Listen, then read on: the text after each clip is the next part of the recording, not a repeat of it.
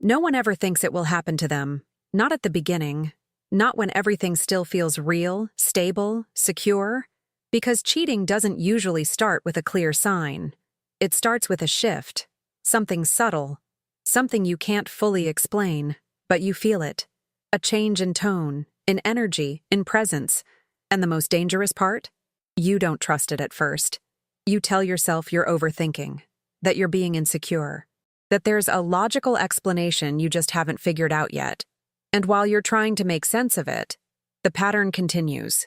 Experts in relationship psychology consistently point out that people rarely miss the signs because they're invisible. They miss them because they reinterpret them. They soften them. They delay reacting to them. Because accepting what those signs might mean feels heavier than ignoring them. This isn't about jumping to conclusions. It's about recognizing patterns that don't align with normal behavior. Because when someone is hiding something, they don't just hide the action. They change how they show up. And those changes, no matter how small, always leave a trace. The question is not whether signs exist. It's whether you're willing to see them for what they are, instead of what you hope they aren't. Sign number 1. A sudden shift in consistency. Without a clear reason. Consistency is one of the most reliable indicators of genuine behavior. People have patterns in communication, in attention, in presence. And when those patterns change suddenly, without a clear external reason, it matters. Maybe they used to text regularly, and now responses are delayed, shorter, less engaged. Maybe plans that once felt easy to make now feel uncertain, postponed, or vaguely defined. Or maybe their emotional presence has changed. They're physically there, but mentally distant. And when you notice it, the explanations are often surface level. I've just been busy. Work has been stressful. And sometimes that's true. But here's what experts emphasize. Real-life changes tend to come with context. They're visible, understandable, consistent across different areas of life. But when the shift is selective, when it mainly affects how they show up with you, that's different. That suggests the change isn't just situational, it's relational. And that's where confusion begins. Because the difference isn't always obvious at first. You start questioning your perception instead of the pattern. But patterns don't change randomly. They change when something behind them changes. And if consistency disappears without a clear, observable reason, it's not something to ignore. It's something to examine closely. Sign number 2. Increased privacy. That feels defensive. Not natural privacy is normal.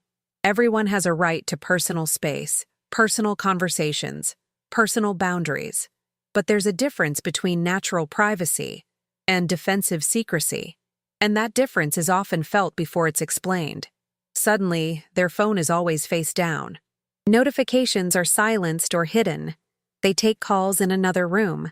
They become more aware of what you can and can't see, not in an obvious way, but in small, repeated behaviors. And if you notice it, the response isn't open. It's protective. You might get dismissed, redirected, or made to feel like you're invading their space just for asking simple questions. This creates a psychological tension. Because you're not reacting to one event. You're reacting to a pattern of guarded behavior. And guarded behavior changes how safe the connection feels. Experts point out that when someone has nothing to hide, privacy doesn't feel defensive. It feels neutral.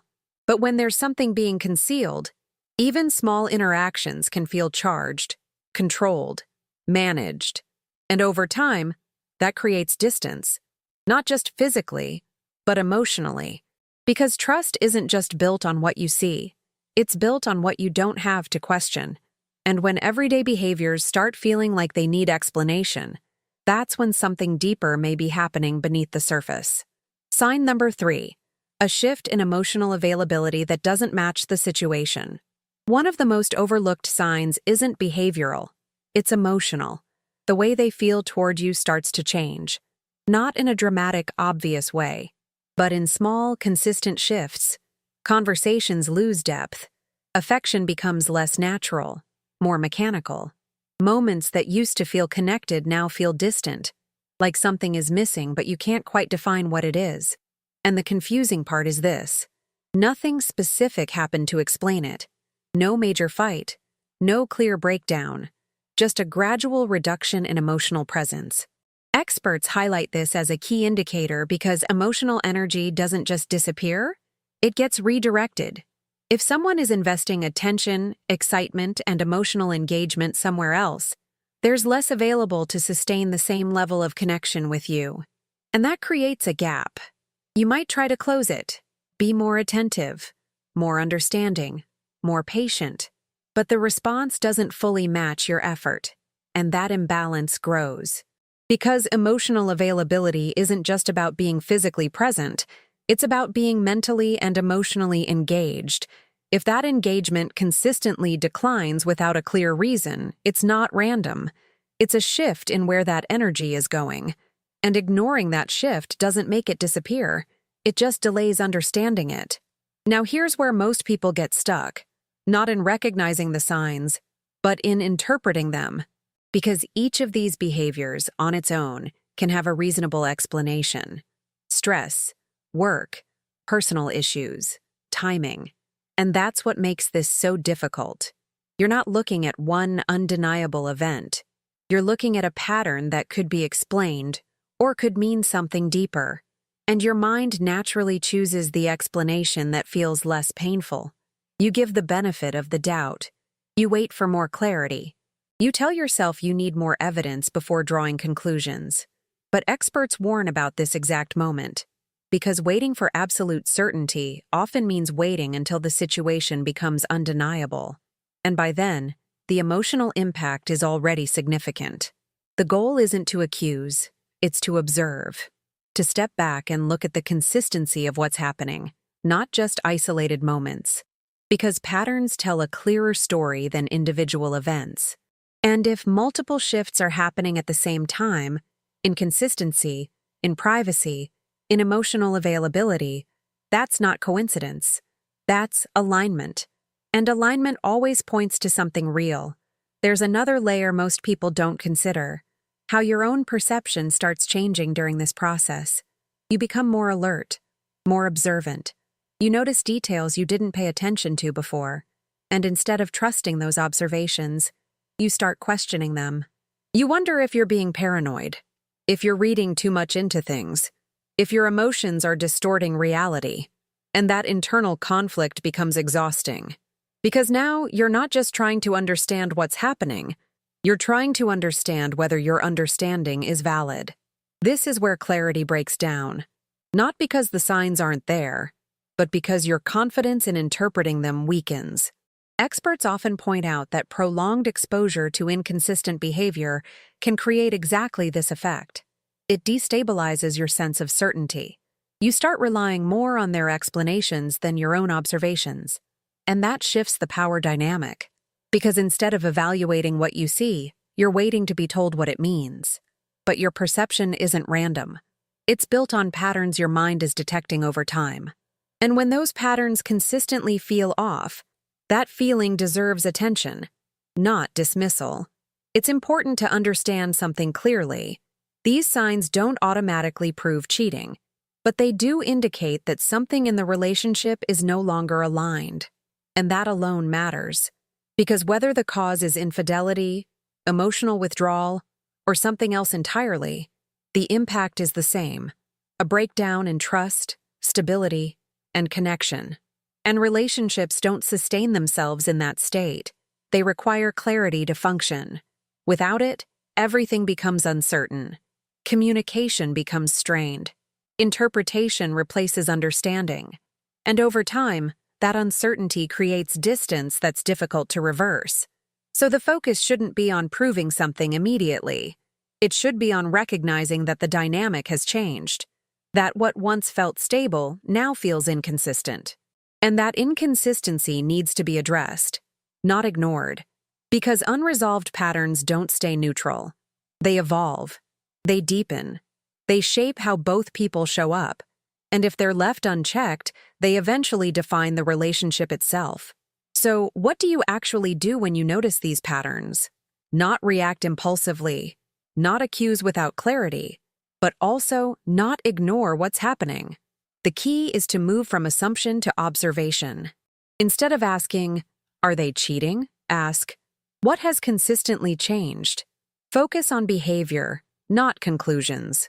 Look at patterns over time, not isolated moments. And most importantly, bring clarity into the dynamic. Direct communication doesn't guarantee the truth, but it reveals reactions. And reactions are data. How someone responds when confronted with clear, calm observations tells you more than the initial behavior itself.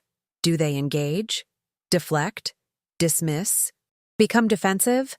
Avoid the conversation entirely? Each response adds information, and that information helps you move out of confusion and into understanding.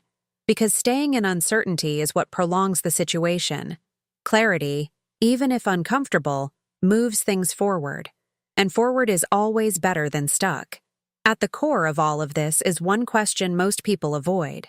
Does this relationship still feel stable and trustworthy? Not based on words, not based on past experiences, but based on what is happening now. Because trust isn't something you declare. It's something you experience consistently.